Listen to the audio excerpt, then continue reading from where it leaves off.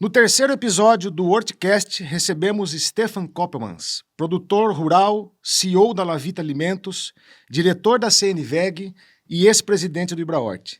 Uma conversa sobre inovação, sustentabilidade e os desafios de levar alimentos frescos e saudáveis à mesa dos brasileiros. Seja bem-vindo, Stefan. Obrigado pelo convite. Uma satisfação estar aqui na terceira edição do... Terceiro episódio do WordCast. Enfim, estou muito curioso aí a gente trocar essa ideia, trazer um pouquinho da minha experiência, da vida, da Lavita. Não, vamos super empolgado. Muito bom, é um prazer imenso ter você aqui conosco, né? É uma referência, principalmente para mim, sempre foi uma grande referência. Opa. E falar de salada pronta é sempre muito bom, né? Sim. Então hoje vai ser um momento especial. Obrigado pelo seu tempo, pela sua presença, né, Manuel? Agradecimento especial, você que me trouxe para esse mundo das hortaliças. É verdade, é verdade. Agradecer a oportunidade, isso é top. Legal, muito bom, Manuel, excelente, muito bem. Não podemos, então, deixar de agradecer, né, o nosso grande patrocinador dessa primeira temporada. Está viabilizando, né, todo esse esforço, né? Só pôde ser possível através do fornecedor, então fica aqui um agradecimento a Bayer Semins. Muito obrigado por poder proporcionar esse novo projeto de Ibrahort. Sempre bom poder contar com parceiros, né? Sim, obrigado. Com certeza. Muito bem.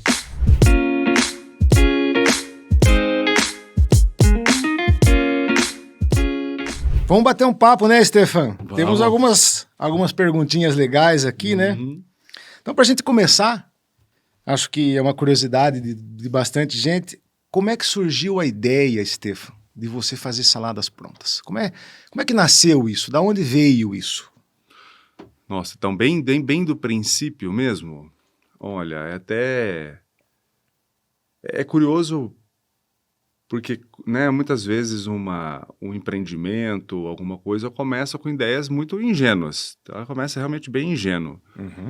Olha, a ideia de fazer salada pronta surgiu primeiro de um desejo muito grande de empreender. Então, montar uma empresa. Então, nessa de querer montar uma empresa, buscando, então, nichos, oportunidades de mercado, demandas. E, querendo ou não... Você não sabia. O seu desejo de empreender não estava ligado ainda à salada pronta. Ainda não. Você queria empreender de Eu alguma sabia forma. que era no ramo de alimentos. Muito um pouco bem. Ali da agricultura, alimentos, por conta, acho que, da história de vida, né? Meu pai era produtor agrícola, né? Meu finado pai. E então, eu acho que sempre quando eu pensava em algum negócio, sempre estava ligado ou à agricultura ou no próximo passo, que é a industrialização de alimentos. Essa vontade de empreender sempre teve presente. Sempre existiu, desde muito criança mesmo. Desde pequeno, sempre estava inventando alguma coisa, vendendo para os vizinhos e não sei o quê. Então, o empreendedorismo... Dessas histórias, a gente tem algumas que a gente gostaria de saber. Né? Ah, é? Tá bom. A história do ônibus, do 1,99. Já Você conta fez- agora? Já conta Você agora. vendia alimento dentro do ônibus? Como é que é essa história? Você tinha um ônibus em 99? Sim. Olha, a história, ela começa... Eu vou ter que voltar bastante, um pouquinho, mas só para entender o contexto. Eu, sempre nas minhas férias, eu ia trabalhar na fazenda com meu pai, e numa das férias eu trabalhei lá os 2 meses de férias, e meu pai, ele falou: Stefan, em agradecimento ao seu trabalho, pode escolher 8 linhas de soja, e o que sair de colheita aí vai ser seu. Olha que legal. E aí, realmente, eu escolhi, eu fui lá, eu achei o melhor talhão de soja que tinha. Eu quero essas 8 linhas aqui, pai.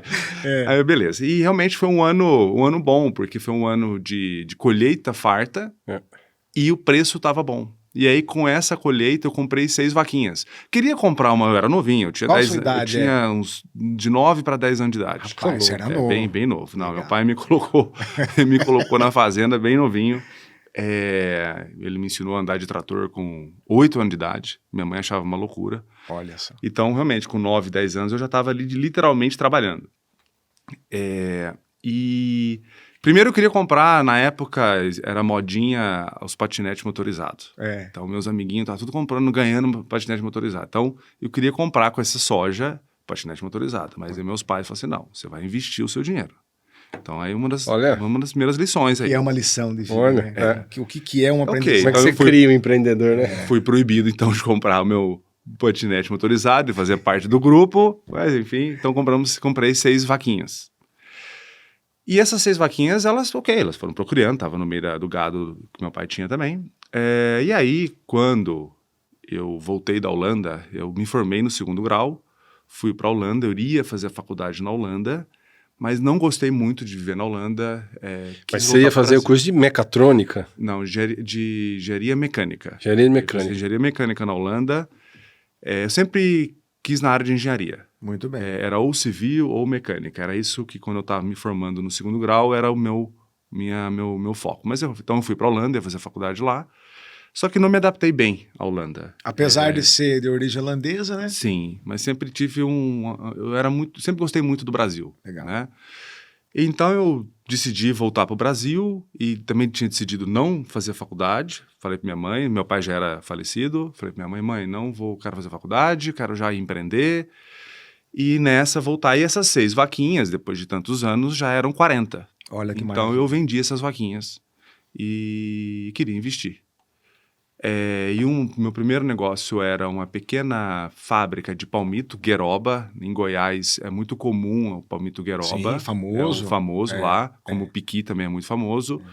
É um palmito amargo. Mais amargo, né? É mais amargo, mas é muito típico. Mas na época só se vendia nas feiras. Muito bem. E a minha mãe, na chácara da minha mãe, ela estava plantando essa gueroba. Outros colegas nossos, né, amigos da minha mãe também estavam plantando. E eu pensei, bom, se o pessoal está plantando, vai ter que vender para alguém. Vender tudo na feira não vai dar. Então vamos industrializar. Vendia-se fresco na feira. Vendia-se fresco nas feiras, Muito nas bem. feiras livres. E então eu decidi montar uma pequena fabriquinha de embalar esse palmito. aí já começou o primeiro passo para a Lavita, né? Processar. Isso, foi aí que foi entrando já na parte de indústria de alimentos. Só que eu tinha um pouquinho mais de dinheiro. Né? Eu tinha vendido todas as vaquinhas, eu ia gastar uma parte para montar a pequena fábrica e tinha um dinheirinho. E aí, junto com um amigo, a gente comprou 2 ônibus de boia fria. Né? Então eu tinha um ônibus e ele tinha um ônibus. Então ele cuidava dessa parte e estava indo bem. Ali a minha primeira fonte, ali realmente dava um lucrozinho, era legal. Só que aí veio uma lei que todos os ônibus não podiam ter mais de tantos anos. Ônibus de circulação... trabalhadores. Não, das cidades, urbanos. Entrou uma lei que não podia ter mais de tantos anos. Mais de tantos anos eu não E podia aí a gente circular. pensou, caramba, vai inundar de ônibus usado e vai ter muito ônibus de boia fria, esse negócio não vai dar, né, não tem muito futuro. Então vamos mudar de negócio. A gente tinha nossos ônibus. E na época, isso era em 97, na época tinha a tal das lojas de R$1,99. E aí a gente teve a brilhante ideia de transformar, então, um ônibus numa loja de R$1,99 ambulante. Sensacional. Né? E aí a gente reformou esse ônibus, tiramos todos os bancos, reformamos, colocamos umas prateleiras dentro, viemos aqui na 25 de março, em São Paulo, compramos as coisas, enchemos, colocamos no ônibus, levamos tudo lá para Goiás, colocamos nesse ônibus e esse amigo meu começou a vender. E eu estava montando a fabriquinha de palmito em paralelo. Olha isso. Ok, deu meio certo. Fez parte do Fizemos isso por acho que uns 6 meses, ficava só na cidade de Rio Verde, só que foi saturando um pouquinho. O mercado... E aí, tecnicamente, a gente precisava ir para outras cidades. É que esse amigo meu não quis muito isso, ele não quis sair da cidade de Rio Verde. E aí meio que saturou, a gente viu que, enfim, aí paramos, fechamos. Outra atividade. Mas faz parte do empreendedorismo, claro. Você experimenta uma coisa, experimenta outra, e nem sempre tudo que se... O empreendedorismo em si é um aprendizado também, né? Não é um... Erro e acerto. Se coloca, não é uma... Não me vem a palavra agora exatamente, não é uma... É um aprendizado, né? É uma construção. É uma construção, né? Não é uma vocação só, como é que eu vou colocar? Daqui a pouco vem a palavra. Eu acho que tem uma lição muito grande aí do empreendedorismo, né? Que você investiu um dinheiro que você tinha, foi trabalhoso você ter aquele dinheiro, demorou, E você investiu no negócio, que era o ônibus, e rapidamente você percebeu que aquele negócio não ia dar certo. Você vai estar sempre Mas se em vez de adaptando, desistir, não, vamos usar o que a gente tem, e a vontade de empreender é muito maior, né? Eu acho que aí tem uma lição muito grande, né? Porque, bom, puta, agora não deu certo, vamos desistir então do ônibus. E a habilidade de ir se transformando conforme as dificuldades vão Isso. aparecendo e as oportunidades, né? Isso é maravilhoso. Acho né? E uma certa fé, né? Uma certa fé que Que move. as ideias vai dar certo. Tem que ter, né? É um pouco de ingenuidade, muitas vezes, também, né? O empreendedorismo, ele tem um quê de um certo otimismo, às vezes até um pouco exagerado. Mas é E faz inerente para parte, poder dar porque certo, se você não é? não é otimista, você não toma o risco. Uhum. Querendo ou não, empreender é um risco. Com Sempre, certeza. Você diário. sair da sua zona de conforto é um risco. É. Você pegar um dinheiro que você tem, que está seguro, está na mão, e falar, vou colocar nessa ideia, isso vai dar certo, é um alto risco. É um alto risco. E ok, só que você tem que ter um certo grau de otimismo e um grau de confiança que você vai dar conta de ir ajustando conforme Isso. os desafios vão aparecendo, né? É. Então, assim, realmente teve esse ônibus de E como é que 1,99. foi esse momento, né, esses desafios, quando você informou aos seus amigos ou aos seus familiares que você ia fazer salada pronta? Como é que Tá. foi? Todo mundo te apoiou? Teve resistência? Te chamaram de doido Não. nessa época? Ou você teve um apoio legal? Como é que foi isso? Família O início da La sempre Vita ali. apoiou, né? Minha mãe sempre foi realmente uma grande apoiadora, sempre, sempre. A minha mãe nunca... Ela tinha a mesma fé. Acho que também pela história de vida dela, também sempre empreendeu. Isso então, ajuda muito, né, ajuda Stefano? muito, Você ter sim, sua sim. família a favor, Acho que né? a confiança que a minha mãe tinha em mim, nos meus irmãos, isso dava... Ela era uma incentivadora do experimentar, do arriscar. Ela sempre teve isso em casa. A educação também. Não é só no empreendedorismo. Também, sei lá, a gente vinha com as ideias malucas. Eu quero fazer uma casinha de coelho. Pode fazer, meu filho, vai lá. Você vai lá, você vai na madeireira, você compra a madeira, você corta, você prega, você faz. Faça. Tá bom? Então, sempre um estímulo. O estímulo a experimentar, a fazer, a ser a zona de conforto. Então, para o empreendedorismo também foi sempre assim. Então, a minha mãe realmente sempre foi uma grande apoiadora e, com certeza, sou um empreendedor hoje, boa parte por conta dessa fé da minha mãe também. Ela te impulsionar nisso. Vai lá, Impulsionar. tenta e faz. né? Quando eu Muito disse que eu bom. não queria fazer faculdade, lá quando eu estava com meus 17 anos, 17, 18, ela não gostou muito. Mas ela respeitou também a minha opinião, né? Então, quando eu voltei para a Holanda, eu montei esse Palmito, o ônibus de Boia Fria e depois o ônibus de 99. E depois eu mesmo percebi, depois de um ano e pouco, que realmente me faltava conhecimento. Eu tinha um monte de ideias Muito bem. de produto, de nicho de mercado, mas eu não tinha o conhecimento para realizar. E eu cheguei à conclusão, então, que eu precisava voltar... Eu precisava de conhecimento. Olha só. E aí eu decido, então, depois de 1 ano e meio, 2 anos, a voltar a fazer faculdade. E aí eu decido fazer engenharia de alimentos. Eu vou chegar na questão da salada, nessa fase. Show. Então, eu decido fechar o que eu tinha para estudar, para buscar conhecimento técnico, literalmente. Eu decido fazer engenharia de alimentos, porque as minhas ideias estavam no ramo, na linha da indústria de alimentos. Alimentação. Queria estudar à noite para que durante a faculdade eu pudesse abrir a nova empresa. E o único curso que existia na época, noturno de engenharia de alimentos, era aqui em Campinas, na Unicamp. Muito bem. Falei, caramba, escola pública, vestibular pesado, então vamos ter que estudar bastante. Então eu fiz 1 ano e meio de cursinho para conseguir entrar na Unicamp. E nesse intervalo que eu estava fazendo cursinho, 2 coisas foram 2 momentos que foram construindo a ideia de chegar na salada pronta. Uma foi assistir um Globo Rural, sempre gostei muito de Globo Rural, sempre assisti os Globo Rurais. E num dos Globo Rurais mostraram uma reportagem sobre um pessoal que criou um selo para o morango, porque existia o preconceito que morango era um grande veículo de agrotóxico, né? E aí um grupo de produtores de morango cria um selo garantindo que não tinha resíduo. E aí a venda triplicou, quadruplicou. aquilo me inspirou. Falou, caramba, olha, o mercado precisa de alimentos seguros. Legal. Então, isso foi um primeiro... Insight ali, né? Realmente, no mundo das hortaliças não existia uma marca, era um mercado muito informal, não existia profissionalismo ainda, né, naquela época, isso em 98. Então, eu falei, opa, aqui tem um espaço. Porque entrar no mercado de arroz, entrar no mercado de carne, já estava dominado pelas grandes empresas. Mas quais eram os nichos no mercado de alimentos que ainda tinha espaço para uma empresa, para uma marca? Oportunidade ali, Oportunidade. Era o setor de hortaliças, principalmente, e até um pouco no setor de frutas. Muito bem. Então, essa reportagem do Globo Rural me atentou para o mercado de hortaliças. Até então, eu não tinha muita hortaliça no meu radar. E ok, então aí veio a hortaliça. E aí a ideia da salada vem também, nessa minha fase de cursinho, onde eu tinha que cozinhar para mim. Então, eu estava ali estudando, mas eu morava junto com um amigo, a gente estudava, a gente repartia um apartamento e cozinhava, fazia minha janta. E nessa de fazer a janta, tô lá lavando um pé de alface. E falei, mas que coisa chata que é lavar um pé de alface. Quanto tempo tô gastando, quanta água. Fazer o arroz ali era rapidinho, fritar um bifinho tranquilo, até, né? Agora, o feijão geralmente a gente fazia um pouco antes, deixava congelado. Agora, lavar alface, pô, que coisa chata, aquela coisa debaixo da água. Tava na época, era inverno. Nossa. Tava em Ribeirão Preto, tudo bem lá no inverno, não é tão rígido, mas ok. Tava gelado a água. Eu falei, cara, será que não tem como a gente já, nessa alface não precisa ser lavado? E aí...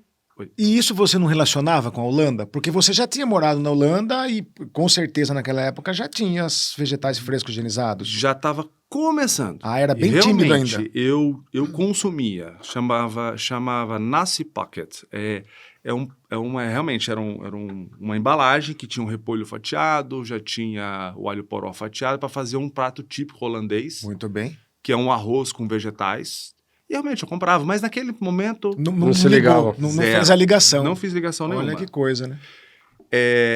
Então eu ali lavando alface e aí por coincidência da vida também, meu tio era dono da Van der Hoeven. Então eu conhecia o mundo das estufas de Olambra. Muito bem. Então eu pensei, cara, se eu produzir alface numa estufa toda fechada, eu vou produzir ela limpa. Depois eu só pego esse pé de alface que eu já produzi ele limpo, como se fosse uma hidroponia. Eu passo ela numa piscininha, uma aguinha assim, numa piscininha com cloro, deixo pendurado num varal, deixo aquilo escorrer. Nossa, e depois eu ponho um saquinho e lacro. Ia mentalizando o que você ia fazer. E aí eu lacro aquilo. Será que eu posso vender isso como já pré-lavado? Eu posso... A ideia foi assim. Então assim, eu ali lavando a minha alface ali na hora de fazer o meu jantar... Né? Então surgiu de uma demanda minha mesmo. Já deu uma pensada num como ali, rápido. Falei, beleza. Opa, acho que pode ser alguma coisa. Agora deixa eu perguntar para as pessoas para ver se faz sentido. Então, primeira pessoa, mãe, você também acha chato lavar alface? Sim, filha, é chato lavar alface. Você pagaria 50 centavos a mais se não precisasse lavar alface? Ah, meu filho, eu acho que eu pagaria sim. Opa, minha primeira pesquisa de mercado, né? Passei. Passou. Beleza, um outro momento, tava na casa da minha mãe, as amigas dela chegando e tal. E aí, senhorita? Tá aí meu público consumidor. Vou fazer uma enquete. Para vocês, lavar alface também é chato? Sim, é chato. Você também pagaria um pouquinho a mais se a alface tivesse lavado? Sim, pagaria mais também. Olha só, já naquela época. Exato, isso lá em 98. Então... Assim foi surgir, essa ideia. Materializando. Mas vamos lá, a ideia ainda era aquele pezinho de alface produzido, passando na piscina. Uma piscininha ali, pendura escorrendo, embala e vamos vender. Então, aquilo foi nas minhas pesquisazinhas, ali, informais, foi meio que chamando a atenção que parece que tinha um mercado ali que gostaria disso. Então, eu entro na faculdade com algumas ideias, e uma delas era alface. Já estão dessa forma lavado. E aí, dentro da faculdade, todos os estágios eu fui fazendo de pós-colheita. Tudo que aparecia de pós-colheita. Você fosse especializando. Eu fui fazendo todos os cursos extras que apareciam na faculdade, a Unicamp, né? Já com a cabeça bem fixa que você ia fazer salada pronta. Eu ia para esse lado. Ia para esse lado, estava definido. No início, quando eu entrei na faculdade, eu ainda estava com a gueroba ainda. Ainda também. Era gueroba, palmito. E aí tinha essa salada. Legal. Tava com isso. E aí eu já fui na empresa júnior da faculdade, fui ver, olha, por que a gente não pode vender o palmito em vez de ser um pote de vidro, que é caro? A gente podia fazer numa embalagem plástica, ser mais barato, trazer lá do norte, enfim. Então, com várias ideias, a gente vai pesquisando. E aí nessa, então, eu fui fazendo todos os meus cursos, todos os cursos que apareciam de pós-colheita, eu fui fazendo. Também, meu primeiro trabalho na faculdade, como eu estudava só à noite, eu tinha um dia livre, foi trabalhar num restaurante. Eu quero trabalhar num restaurante, eu quero ver qual o trabalho que eles têm ali no fundo com saladas. Como é que eles preparam aquilo? Como é que eles preparam, qual é o trabalho, se eles também têm interesse de terceirizar, se também é uma dor de cabeça para eles. Trabalhei num restaurante. E aí, nessas fuçadas, eu, dos cursos e tudo, eu também comecei a ir para o Ital. O Instituto de Tecnologia de Alimentos aqui em Campinas também. Muito bem. É uma grande referência. Outra referência. Baita referência. Né? E lá eu tava... Aí lá eu comecei a ver o mundo das saladas prontas, porque existia muita pesquisa na época no Ital, na época se chamava de minimamente processado, ou os higienizados frescos. E eu perguntava para os pesquisadores, eu posso acompanhar essa pesquisa? Um dos meus pesquisadores que eu conversei foi o José Maria Sigrist. Eu fui levar essa ideia. Essa ideia inicial do lavar o alfacezinha lá. Aí ele falou assim, aí eu fui conversar com ele e falou assim, Stefan, vai ter um processamento aqui tal dia. Olha só. Se você quiser, pode vir acompanhar. Eu falei, legal, eu venho. E nessa de eu acompanhar, quem estava fazendo essa pesquisa era uma outra pesquisadora, a Claire Sarantopoulos, que era do CETEA, de embalagem. E aí ela tá ali, e eu tô ali, ela solta aqui. Olha, eu tenho uma vaga de estagiário. Você que tá na Unicamp, você não conhece alguém que se interesse? Parece oportunidade. Se interesse tem que estar lá, né? A trabalhar aqui. Tem que estar com a energia lá. Aí eu falei, mas serve eu? Serve. Você faz o quê? Vai o gerente de alimentos, eu tô ali no primeiro ano da Unicamp. E aí ela me dá esse emprego. E aí eu começo a trabalhar no Ital com saladas prontas. Aí eu fico 1 ano e meio no Ital. Adquire um conhecimento tudo quanto absurdo pesquisa, ali. Tudo quanto é pesquisa. E aí sim eu entro em contato com o que acontecia no mundo afora. E aí eu lembro da minha experiência de consumo na Holanda. Só aí que cai a ficha que eu já estava consumindo minimamente processado quando eu morei na Holanda. E era muito iniciante na Holanda ainda. Então, mas a gente acha que era muito tempo atrás, mas a gente está falando praticamente ali próximo de 2000 que estava começando as coisas. Eu entrei na faculdade em 2000, então... não é tanto tempo assim. Não é tanto tempo assim, né? A gente imaginar que na Holanda já tivesse uma história muito maior. Em 96 eu morei na Holanda. No supermercado que eu ia, isso ainda era pequeno. Tá. Era um supermercado perto de casa, era um supermercado mais local. Pode ser eu acredito que no outro supermercado chamado Albert Heijn, que é a referência lá na Holanda, talvez deve ser outra realidade. Mas o supermercado que eu ia, ele ainda era bem pouquinho. Mas pelas pesquisas que eu vejo, pelas histórias que eu leio, a chave na Holanda virou mais ou menos nos anos 2000, 2003 ali, que teve dado um boom, né? Uma curva grande de crescimento, né? Muito bem. E aí realmente no Ital, e aí eu começo a entender toda a dinâmica. Os conceitos, como é que isso é feito no nível industrial, como é que era lá fora, e aí começa a formatar. Então esse 1 ano e meio de estágio no Ital foi o que me formou me gerou a grande base do conhecimento para montar uma indústria de vegetais frescos. Ninguém melhor para falar isso para nós, né? E às vezes se tem a sensação, o mercado ainda tem esses mitos que vegetal fresco higienizado não é simplesmente lavar alface, né, Stefan? Tem uma ciência por trás, né? É uma responsabilidade muito grande, né? Sim. Então, a gente vê muitos empreendedores que do nada querem fazer saladas prontas. E aqui fica um exemplo de vida que é uma das referências de saladas prontas no Brasil, o quanto você estudou para você poder entregar um produto de qualidade para o seu cliente, né? Então tem sim uma ciência por trás, tem muita coisa por trás. Muito conceito, muito princípio. Realmente, fazer salada pronta não é trivial. Exato. Existe realmente tecnologia, conhecimento e princípios para que seja possível, de fato, levar um produto que suporte a cadeia de distribuição e ainda entregue a promessa de valor para o consumidor final. Num preço acessível. Né? Tem esse desafio também. Então pensa, né? O público que está assistindo a gente, você tem que ter a matéria-prima, você tem que cultivar. Né, que Tudo começa no campo. No campo, que é um desafio gigantesco. Né? Depois você tem uma indústria ali para frente cheia de processos, normas, procedimentos, legislação. E ainda a distribuição de um produto altamente perecível que tem que estar gelado. Cadeia né? de frio, resfriado. todas Né? as Então é um desafio restrições, gigantesco, né, Stefan? E aí nasce a Lavita. Ok, a Lavita nasce só em 2006. Tá. Então, vamos lá. Um pouquinho a antes ideia ali. embrionária aconteceu em 98, 99. Ele amadurece assim que eu entro na faculdade, que foi em 2000. Ele amadurece até 2003, mais ou menos. E né, eu também eu fiz um estágio nos Estados Unidos, trabalhei numa empresa de saladas prontas lá. Então, uma coisa era entender os conceitos e nível de pesquisa. Muito bem. Outra coisa é você ver aqueles princípios sendo aplicados em nível no dia a dia. industrial. Então, esse estágio que eu fiz nos Estados Unidos, ele me abriu o jeito para colocar em prática depois do Itaú. Depois do Itaú. Nossa, mas então juntou ali o conhecimento técnico com o prático de uma forma muito... Isso, então foram 3 anos me preparando. Olha só.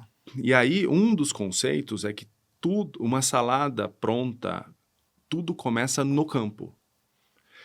Então, baseado nesse conceito, eu não tinha sócios ainda, então, nessa primeira fase, eu decido não montar a fábrica de cara. Eu primeiro decido produzir as hortaliças, porque já que começava lá, tinha também uma ideia ainda mais ingênua ou mais simplista, que bastava ter uma estufa agrícola e uma estufa era a solução de tudo. Né? Manuel, você também trabalha com estufas, né? A gente sabe que guarda-chuva para chegar... Sim, a estufa na minha opinião... Ela agrega... ela agrega muito, mas simplesmente colocar na estufa não é a solução de tudo. Não resolve tudo. Não resolve tudo, mas ok. Então, isso que eu falo, às vezes um pouquinho de... ter uma visão simplista, às vezes ajuda você a tomar decisões. Ou te prepara para um aprendizado. Prepara, ok, te toma, né, você toma a decisão e vai. Então, então eu decido primeiro a iniciar a produção agrícola. Olha só. Para depois montar a indústria. Muito bem.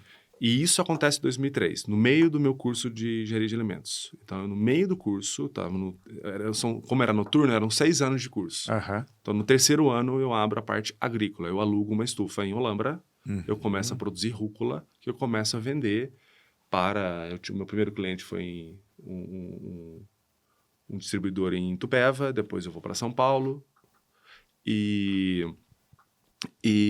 aí 2 anos e meio depois que eu abro a indústria. E é a hora também que entra muito bem. Meus 2 sócios. Você já tinha uma produção rodando, você já estava com algum conhecimento ali de cultivo. Isso. Muito bem. E que história é essa de colher rúcula de domingo em Ibiúna, que teve que dormir no carro? Rúcula não, alface. Alface. Isso já Você está dizendo assim, quais são os problemas, né, que você encontra quando você começa a produzir e tem pedido para entregar e na sexta-feira você chega pro Marcelo. Marcelo, não vai ter alface pro pedido. O Marcelo é o detalhe, é o comercial, né? É o comercial logístico da Lavita. Essa semana não tem alface. Uma sexta-feira. Realmente. Isso já é no primeiro ano que a gente monta a fábrica. Era 60 metros quadrados, a gente começa com uma pequena planta de 60 metros quadrados. E a gente começa a abrir os primeiros clientes. Isso também era interessante. As experiências anteriores, tanto o do Palmito Gueroba, quanto o do 199, principalmente a experiência da pequena fábrica de Gueroba. 2 grandes lições eu tirei dali que ajudaram a Lavita. Primeiro, o nome. Não sei se é interessante trazer isso. Sim, por favor, sinta-se à vontade. Para mim, realmente é uma referência. Quando eu estava abrindo a fábrica de Gueroba, quando eu tinha meus 18 anos, precisava de um nome. E eu contratei uma agência para me auxiliar a fazer o rótulo e também me ajudar a escolher o nome. E o dono da agência, ele fala assim, por que você não usa o seu sobrenome como nome, né? Koppelmans. Tá bom, ok. Geroba Koppelmans. Tá bom, o cara é mais experiente, o cara é marqueteiro, não sei, né? Vamos Dei lá, créditos para ele e eu aceitei a sugestão dele. Então a gente abre essa pequena fábricazinha de palmito chamando Koppelmans, Geroba Koppelmans. E eu percebi o quanto que esse nome foi desastroso. Cara, é um nome muito... Ninguém lembra. Na época, né? Na época era o telefone fixo, não existia celular, não existia nada. Então, né? Imagina, eu ligar para um fornecedor de potinhos. De que empresa? Koppelmans. Gerobas Koppelmans. Quê? Ele tinha que soletrar o nome. Ele tinha que soletrar o nome.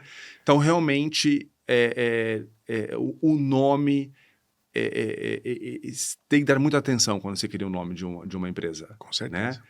Então, ali eu já aprendi que o nome tem que ter sonoridade, tem que ser fácil de entender e... Fácil de lembrar. Fácil de lembrar. E o ideal ainda é que o nome já traga um pouco uma mensagem do propósito da empresa. Sensacional. Então, baseado nesse aprendizado, depois eu crio o nome Lavita. Muito bem. Depois eu posso até contar como chega no nome Lavita. Uma outra grande lição nas ideias simplistas e muitas vezes ingênuas de um iniciante a empreendedorismo, eu fazia umas contas muito simples. Eu sabia que no Brasil tinha mais ou menos 10 mil supermercados. Então eu pensava, bom, se eu vender um potinho de gueroba por dia para o supermercado, são 10 mil potinhos de gueroba. Pô, se eu ganhar 20 centavos por potinho, eu serei milionário, né? Então, mas eu só esquecia que tinha logística, né?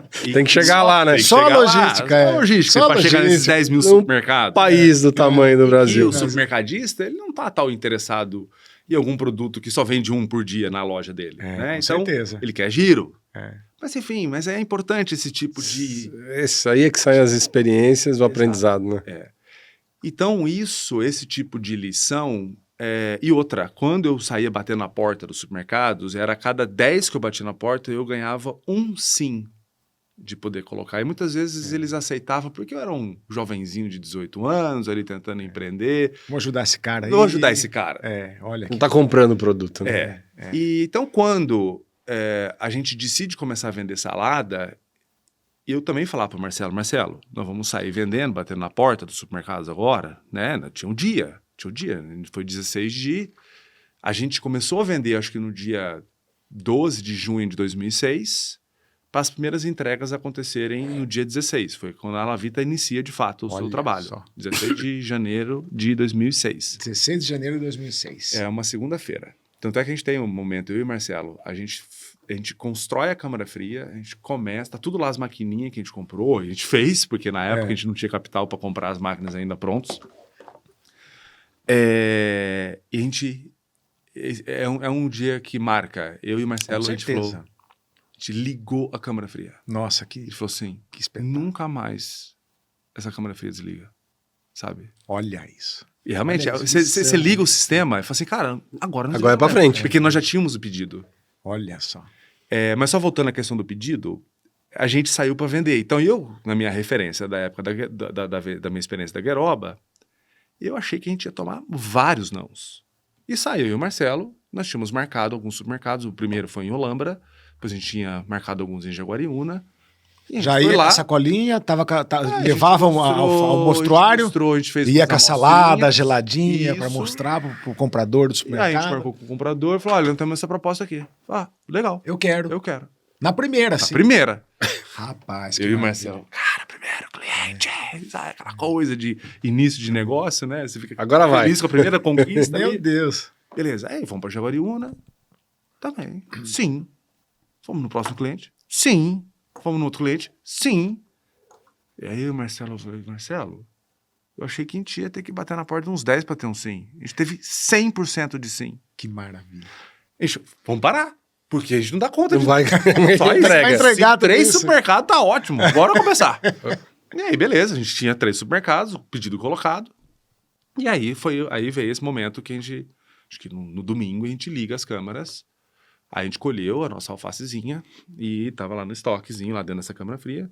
E segunda-feira a gente ia começar a cortar higienizar os primeiros pacotinhos, tudo muito manual, e fazer a nossa primeira entrega. Acho que era Olha. no dia seguinte, na terça-feira, algo assim.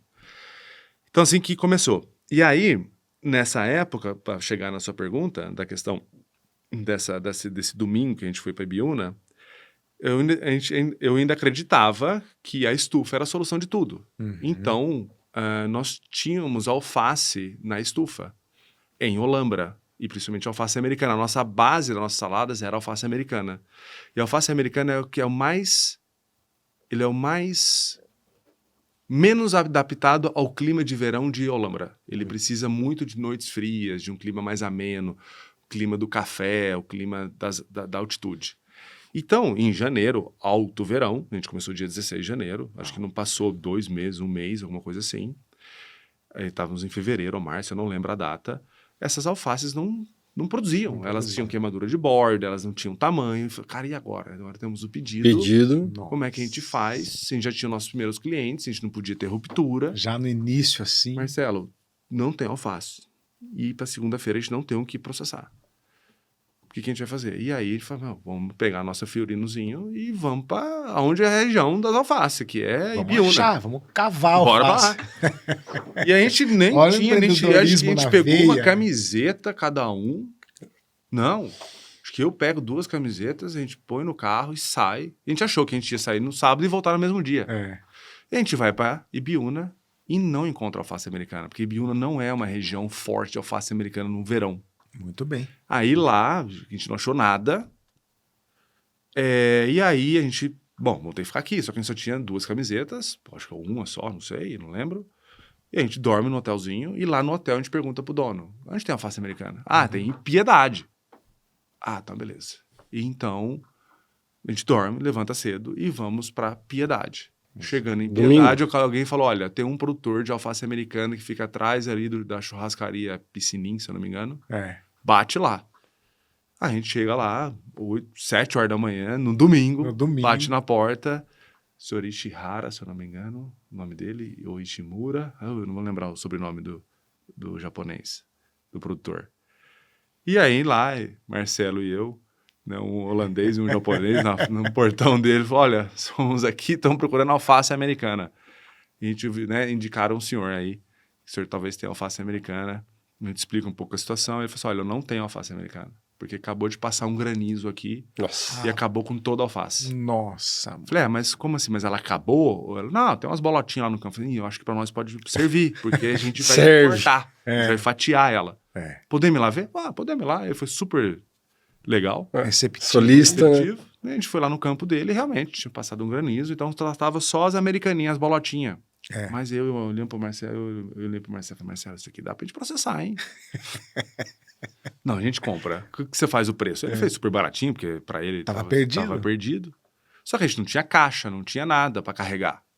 E aí a gente dá um jeito, a gente empilha dentro dessa Fiorino e a gente carrega. E a gente foi pro campo, a gente colheu junto com esse produtor, ainda tava chovendo um pouquinho, e a gente coloca tudo isso dentro da Fiorino, sem caixa, sem nada, empilha dentro da Fiorino mesmo. Os pés soltos Tudo ali. solto ali. Então, assim, na época, uma fiorinizada, vamos falar assim, dava pra processar, era a produção da semana.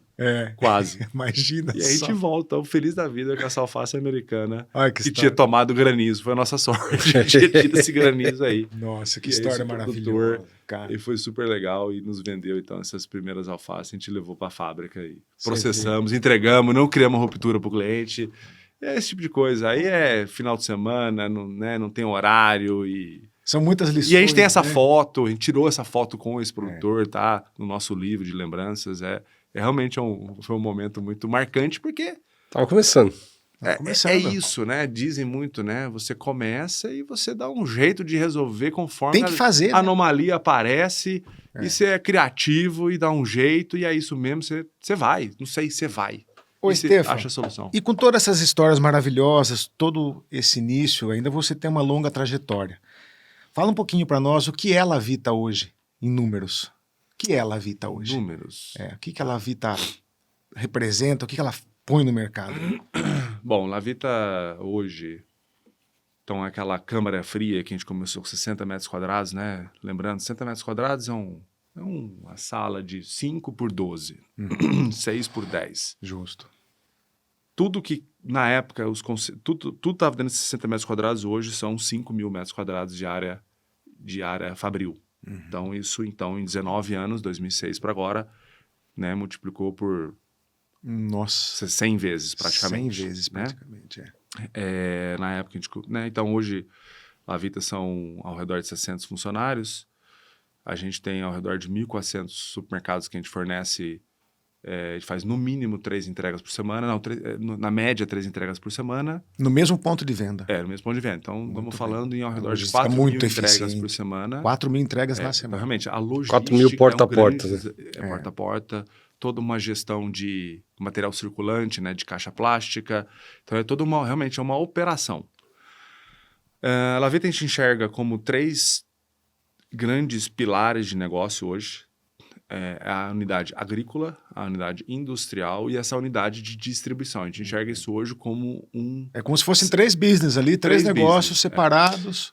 Porque isso também é um pouco incomum no mundo. Normalmente, no Você mundo, pega uma atividade, né? é uma das atividades. Ou 2 no máximo. As grandes indústrias europeias, elas são só a indústria. Justo. Então, elas têm os produtores que ela faz a parceria e ela normalmente coloca os produtos delas em centros de distribuição. Muito bem. Estados Unidos é a mesma coisa. No Brasil, a gente precisa fazer os 3. É mais verticalizado. Mais né? verticalizado. Pra ter mais eficiência, senão você não consegue eficiência.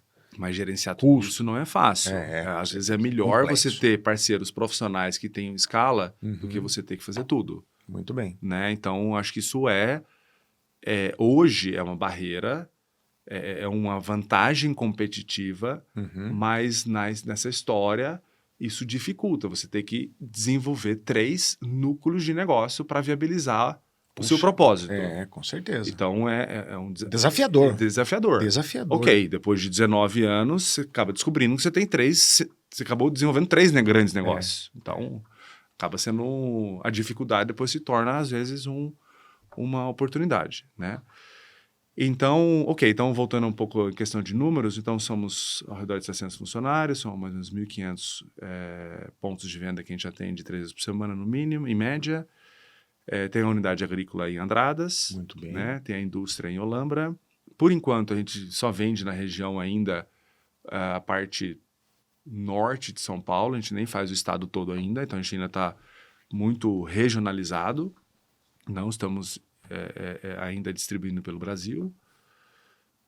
Fazemos ao redor de 650 mil saladas por semana. 650 mil pacotes por semana. Muito bem. Mais uns 150 mil de produtos in natura, que a gente chama, que é embalado direto no campo. Muito bem. Natura, então, ao redor de 800 mil unidades semana. Isso no Brasil é um número considerável hoje, né? Um volume bem considerável, né? A gente já entra realmente num patamar de indústria e escala, né? Onde justifica as mecanizações, linhas dedicadas, a gente já começa a entrar nesse patamar. E aí, sim, uma indústria hoje de 600, 700 mil pacotes de semana, já começa, né? A maior empresa que eu conheço mundo afora, tem um pessoal dos Estados Unidos, não, eles são muito grandes, mas enfim, na Europa, uma das maiores empresas da Europa faz 5 milhões de unidades. Por semana. Então, já estamos ali a 10% fazendo uma cosquinha da maior da Europa. Então, ok, hoje já é realmente uma indústria de alimentos. Muito bem. Uma indústria de alimentos. Mas, Stefan, você contou sua história de empreendedorismo, né? Mas além disso, você acaba indo desenvolver habilidades, né, associativistas, né? Você hoje é um dos diretores da Cineveg, né? E como é que é a sua visão da importância da Cineveg para o desenvolvimento do setor de vegetais frescos higienizados, né? Aí a gente vai para um lado mais associativista, né? De doação, né? De contribuir o seu tempo para a categoria, né? Como é que você vê o trabalho da importância da Cineveg, né? Da Comissão Nacional de Vegetais Frescos Higienizados, dentro do IBRAHORT, a visão de associativismo. Bom, um negócio, uma empresa, ele é encaixado dentro de uma categoria, dentro de um nicho de mercado, que é essa categoria. Muito bem. Então, nós temos as nossas demandas do negócio, da empresa, mas a categoria também tem demandas. E essa categoria, ela é da sociedade. A categoria, nenhum empresário, ou nenhum Proprietário ele é dono de uma categoria.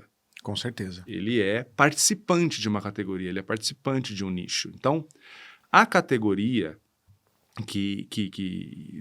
nesse setor nosso de hortaliças, né, a categoria dentro das hortaliças das saladas prontas, ela também tem demandas. Só que elas são da comunidade, elas são de todos dos clientes, dos consumidores, dos elos dessa cadeia, dessa categoria, que são os supermercadistas, os restaurantes, os industriais, os distribuidores, os produtores, os funcionários. Todos os elos que constroem essa categoria são partes da sociedade. Isso é social, é da comunidade, da sociedade brasileira.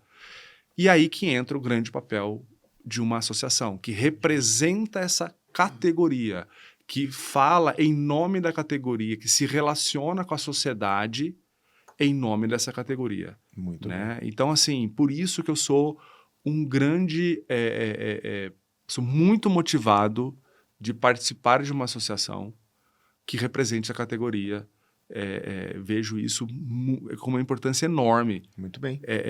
Porque a categoria estando bem representada, ela tendo voz, ela tendo escuta, ela sendo, representado, isso dá uma segurança para o empresário, para o meu lado empresário. Perfeitamente. Porque quando tem situações que possam afetar a categoria, isso afeta indiretamente o negócio da Lavita. Com certeza. Como vai afetar o do meu par da Claro. categoria, meu concorrente, Sim, enfim, sim. do meu par de negócio, né? É por isso que, para mim, fazer parte de uma associação dá uma tranquilidade. Eu durmo melhor. Muito bem. Porque eu sei que eu posso... Está representado. Estou representado. Está representado. E eu participo do IBRAHORT desde 2017, então já está já está no 8º ano, e eu vejo o tamanho da necessidade dessa representação, a quantidade de coisa que o IBRAHORT e a CNVEG, né, que é a comissão dentro do IBRAHORT aí, que representa a categoria das vegetais frescos higienizados, quantidade de coisas que já foram resolvidos e que foram organizados perante Isso que eu a queria sociedade. perguntar. Então, assim, essa visão que eu acabei de contar foi a minha motivação de entrar. Justo. E depois desses 8 anos, é nítido o quanto que isso realmente é válido, é importante. Valoroso. Stefan, você foi presidente do IBRAHORT, né? Você assumiu o IBRAHORT num momento delicado do Instituto, né? Eu estava lá, vivi isso, estava prestes a acabar quase o Instituto.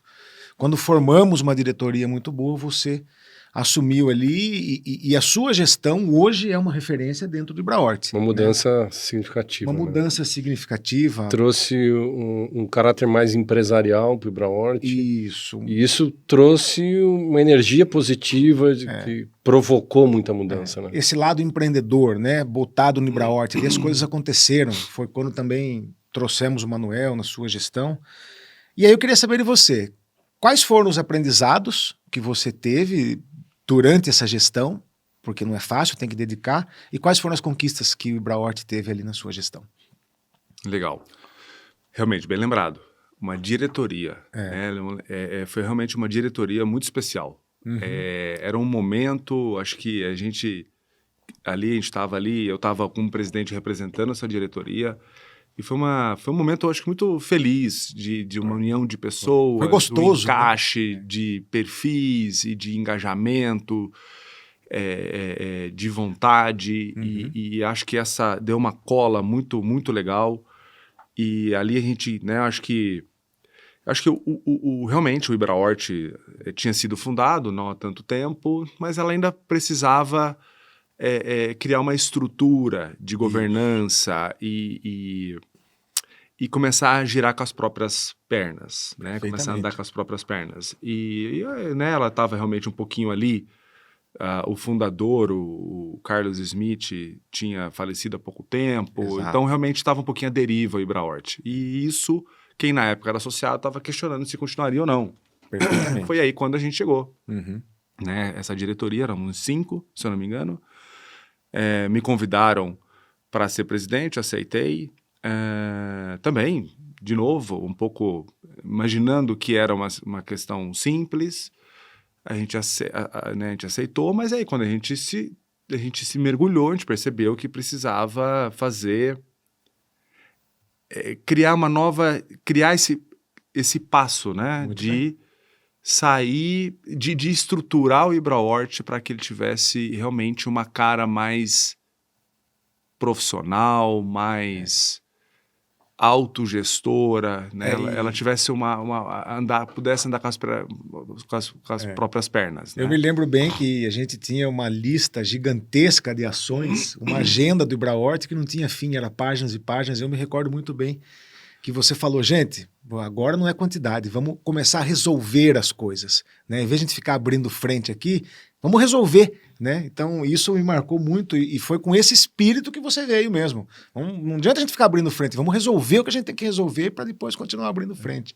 Isso foi muito marcante. E eu acho que um dos grandes pontos era aquelas discussões que a gente tinha, que era, não é a gente como associado que tem que executar essa lista toda. Exato. Precisamos, sim, corpo, viabilizar financeiramente para que a gente possa ter uma estrutura de executivos que façam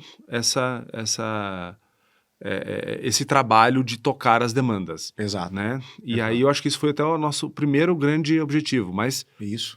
como em qualquer negócio, quem vem primeiro? O capital ou vem o valor para que os clientes possam acreditar, né? O ovo ou a galinha, quem vem primeiro? Quem vem primeiro. E aí que entra, e acho que é isso também, é um papel do empreendedor no primeiro momento, para ele poder quebrar essa dinâmica de quem vem primeiro, o ovo ou a galinha, é quando se trabalha em dobro. Né? Você faz. Você não. Realmente isso. Você faz um esforço para começar a fazer essa roda girar.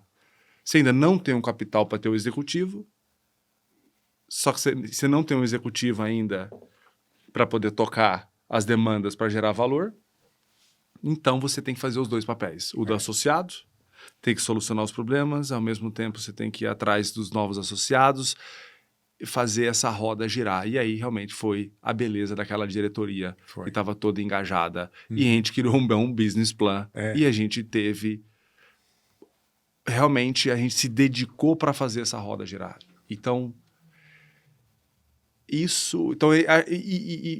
foi riquíssimo isso. Foi muito trabalhoso, sim, para fazer para tirar essa... Né, essa inércia. Fazer essa realmente girar isso tudo. A gente conseguiu, né? Sim, a gente claro. sai daquela diretoria e a gente... aí o Manuel já tinha entrado e a gente conseguiu fazer esse ovo e a galinha. Exato. Não sei quem veio primeiro. Deve ser o ovo. Não, primeiro é o ovo, né? Acho que dizem, né? E a gente conseguiu fazer essa roda girar, né? Então foi fantástico.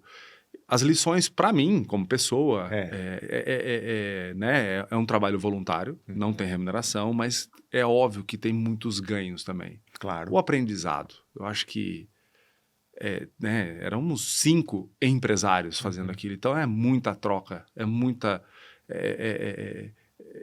experiência de você... Uma coisa é montar o seu próprio negócio, outra coisa é você montar depois um novo desafio em paralelo. Isso. Com outros empresários, Terceiro outra setor, dinâmica. Então, aprender essa nova dinâmica, essa troca, foi...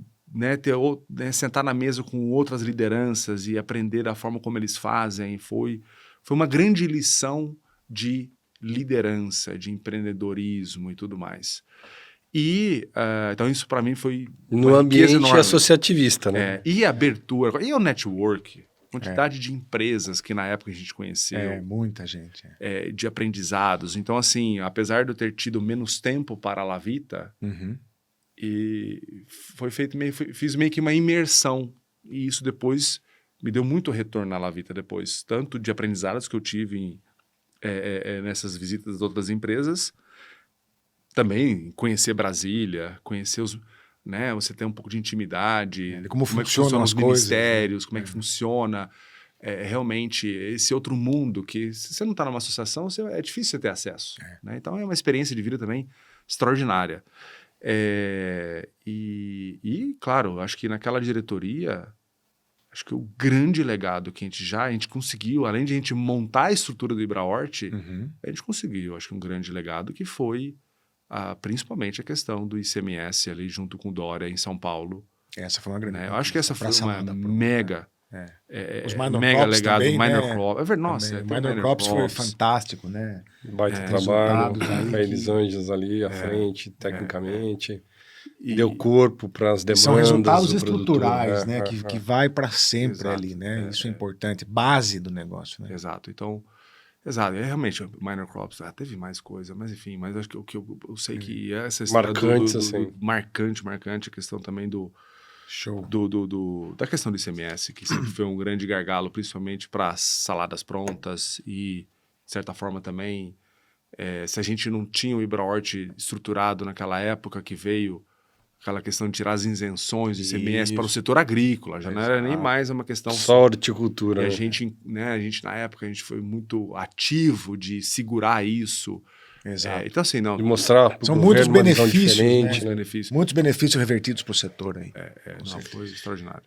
Stefan, indo um pouco mais para o nosso negócio, assim, e a vivência que você tem, como é que você vê as tendências da horticultura, e, né? Como é que você vê, né, o nosso segmento daqui para frente, né? Quais são os insights que você tem de visão de futuro? Para horticultura e pra fala da salada pronta também. Você é o homem da salada pronta, né? Como é que você enxerga obviamente isso? Né? Não é uma previsão, não é preditivo. Isso. Né? Mas assim, as suas percepções da vivência que você teve até hoje, para que lado nós vamos, né? Pergunta Legal. simples. Né? Eu vejo a horticultura como um todo ganhar um papel cada vez mais de destaque na sociedade, do ponto de vista dos alimentos. Sim. Né? Hoje você vê questionar muito a questão do ultraprocessado, e você vê aí maçante o quanto que a sociedade está escutando a necessidade do consumo maior de hortaliças e frutas. A gente tem um prato mais equilibrado, mais rico. Então, isso é muito mais vivo hoje, né? Muito mais presente no nosso dia a dia, né? Então, assim, a importância da hortaliça e da fruta, do fresh, na minha opinião, ele vai ganhar cada vez mais destaque. Sem sombra de dúvida. Isso vai acontecer. Sim. Uma coisa é destaque, outra coisa é consumo. Vamos falar isso um pouco. Existe uma diferença entre destaque e consumo. Todo mundo entende cada vez mais a importância. Eu quero, mas para consumir tem outro... Eu acho que, então, assim, uma coisa é o destaque, outra coisa é transformar isso em business, transformar isso em consumo e, por consequência, negócio para a categoria. E aí entra alguns desafios. Uma, acho que é da porteira para dentro. Eu acho que a mentalidade dos produtores de hortaliça tem que começar a mudar. Eles têm que começar cada vez mais a entender que eles são produtores de alimentos e não só produtor de alho, produtor de rabanete, produtor de coentro, eu vou lá, embalo esse coentro e mando para o Ceasa. Joga uma sementinha no chão. Uma vez que está carregado no caminhão, não sei o que acontece mais e não me importa o que acontece mais. Não é um produtor de uma planta, é um produtor de alimento. Ele tem que mudar um pouco, entender que a gente está produzindo coisas que as pessoas vão se alimentar. Então, com uma mudança de mentalidade, provavelmente o produtor começa a criar novas atitudes. Porque nós temos, apesar da sociedade entender a necessidade e a importância do consumo de hortaliças, a gente joga contra nós mesmos. A gente não cuida direito, muitas vezes, da nossa cadeia, da nossa categoria, e cria-se paradigmas, inseguranças do consumidor. Como é que essa hortaliça foi produzida? Posso confiar? realmente isso aqui está me fazendo bem? Ou será que isso aqui o produtor teve descaso e encheu isso de Fica à mercê de muitas dúvidas, de né? químicos? questionamento. Ou será que ele usou realmente uma água potável para produzir essa hortaliça? Como é que ele transportou? Uhum. Né? Aonde que estava estocado isso? Será que andou um rato aqui em cima? Né? Então, o destaque está acontecendo, a importância está acontecendo, mas o quanto que nós, Uhum. que somos o elo da produção, o elo da distribuição, a gente está cuidando direito para que esse consumidor se sinta à vontade, se sinta confiante de consumir, ampliar esse prato, né? Ampliar no prato dele essa comida. Os vegetais. Quanto a gente escuta, não come hortaliça no restaurante não, porque no restaurante não é lavado. A gente escuta isso, são paradigmas da sociedade. E Stefan, e assim, uma coisa que já aconteceu em outras cadeias, né? Essa ansiedade da sociedade, ou a gente se organiza, ou a pressão da sociedade vai fazer com que a gente mude, né? Isso. E aí a gente tem que, assim, em que momento, né, do ovo à galinha, né? Quanto tempo vai levar para a gente mostrar para a sociedade que nós estamos fazendo isso bem, ou nós vamos ter que ter leis como rastreabilidade, como certificações e coisas, né? Então é mais ou menos esse ambiente, né? Exato. Então, assim, é por isso que nós, como parte desse elo, dessa categoria, a gente tem que se organizar e tem que se conscientizar. Ou seja, a oportunidade está aí. Uhum. A gente se organizando, a gente consegue captar bem essa oportunidade. E aí tem um outro... Isso é um ponto né, que eu trouxe um pouquinho... os desafios do ponto de vista produtivos de distribuição. Mas tem um outro desafio, acho que E aí entra um pouquinho a questão da CNVEG ou a questão dos vegetais frescos higienizados. Existe uma outra dinâmica da sociedade que é, querendo ou não, preparar hortaliças, ele é trabalhoso. Então, a minha história lá atrás de lavar alface, isso é uma realidade. Com certeza. E a sociedade, ela tem outras prioridades para o tempo dela.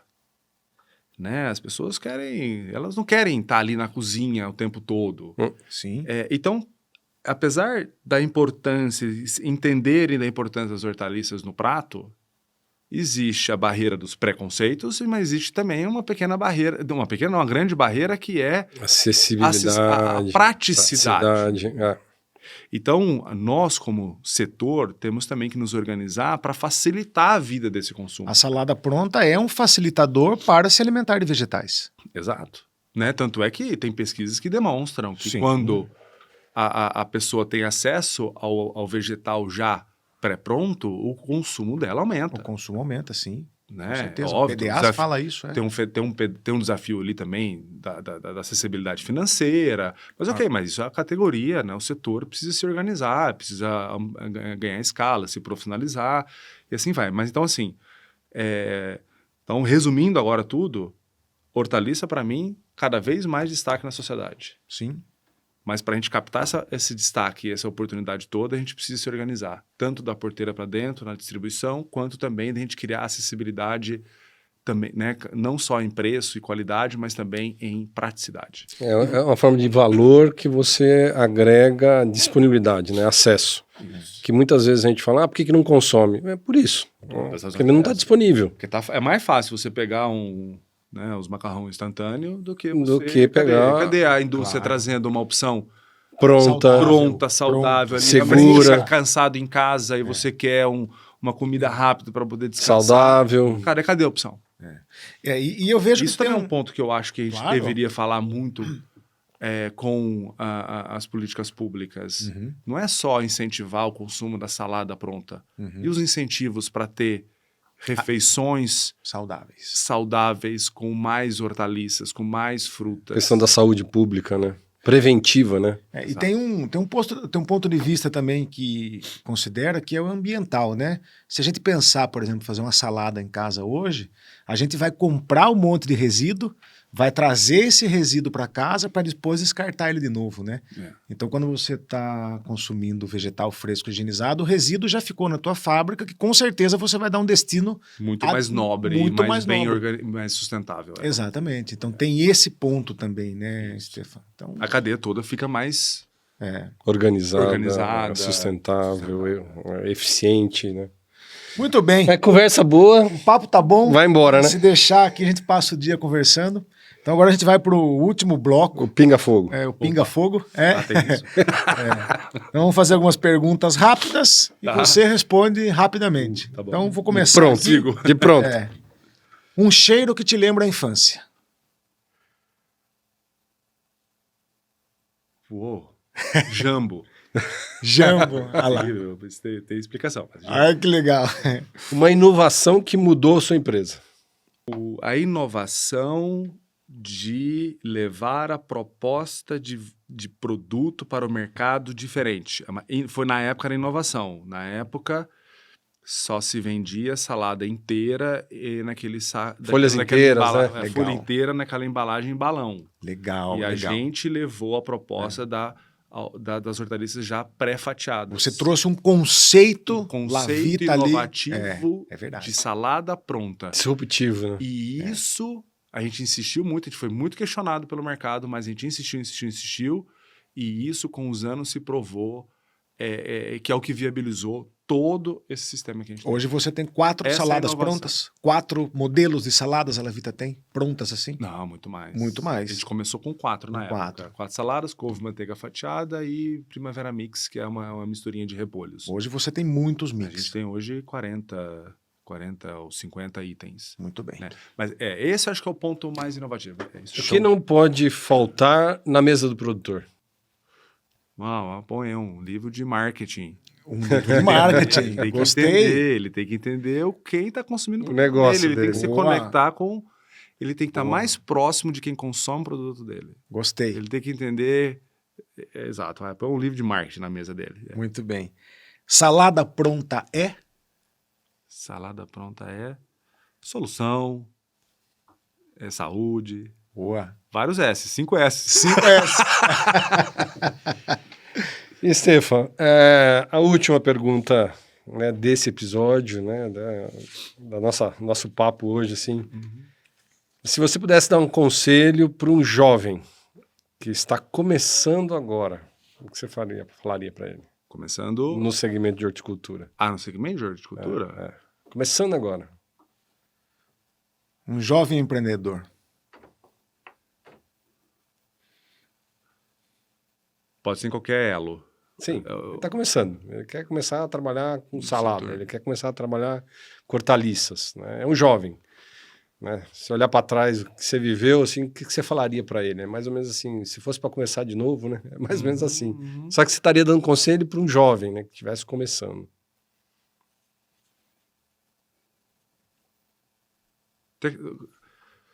Agrega o máximo possível de tecnologia no seu sistema. Conhecimento. Conhecimento e tecnologia. Temos que inovar muito. Temos que continuar inovando muito. A hortaliça, a oportunidade da hortaliça. O Brasil tem muita oportunidade de ganho de eficiência de produção e distribuição. E para isso precisa de tecnologia e conhecimento. É focar nisso. Muito bem. Não faça o sol tradicional. Tem que inovar. Tem que inovar. Muito bem. Tá ótimo. Chegamos então ao nosso encerramento. Stefan, agradecemos por compartilhar sua experiência e visão sobre a horticultura. Sua trajetória inspira e reforça a importância da inovação e da sustentabilidade no setor. E você, nosso ouvinte, nosso telespectador, continue conosco no Horticast, mais histórias que conectam o campo à mesa. Compartilhe este episódio. Uma satisfação tê-lo conosco. Obrigado. Muito obrigado a todos. Muito obrigado, meu amigo Manuel. Vamos em frente. Obrigado, Stefan, mais uma vez. Obrigado, eu. E um agradecimento, bom, né, especial, né, ao nosso patrocinador, a Baia Seminis, que tem proporcionado aí esse trabalho que a gente está podendo trazer as histórias magnas, né, do crescimento e da estruturação da cadeia de hortaliça no Brasil. Excelente. Maravilha. Ficamos por aqui, então. Obrigado. Valeu. Valeu. Valeu.